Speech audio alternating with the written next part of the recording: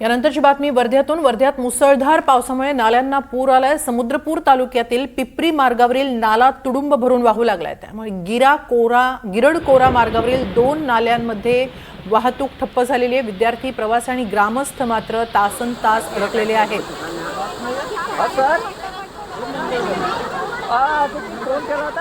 गिरड कोरा मार्गावरील या 2 नाल्यांना पूर आल्यामुळे तिथला मार्ग बंद झालेला आहे। आपण याबाबत अधिक माहिती घेऊया आमचे प्रतिनिधी निलेश बंगाले यांच्याकडून। निलेश, काय अधिक माहिती? ग्रामस्थ अडकलेले आहेत, लहान मुलं सुद्धा रस्ता बंद झाल्यामुळे अडकल्याचं दिसतंय। त्यांना इच्छित स्थळी जाण्यासाठी काही प्रयत्न केले जात आहेत प्रशासनाकडून? बरोबर आहे, अगदी बरोबर आहे हेमाली। वर्ध्याच्या समुद्रपूर तालुक्यातील ह्या पिपरी मार्गावरील नाल्याला पूर आलेला आहे आणि नाल्याला पूर आल्यामुळं बहुतांश बाहेर गावून आलेल्या विद्यार्थ्यांना जाण्यासाठी थोडासा आता अडचण होत आहे आणि खरं म्हणजे नागरिकही या ठिकाणी अडकलेले आहेत।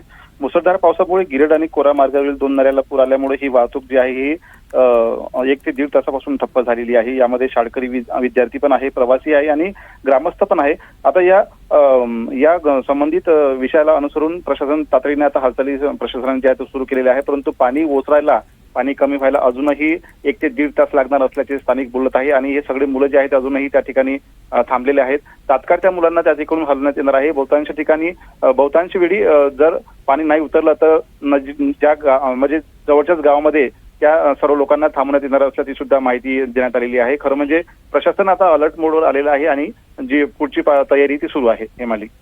नक्की, धन्यवाद निलेश, आपण दिलेल्या या सविस्तर माहितीबद्दल।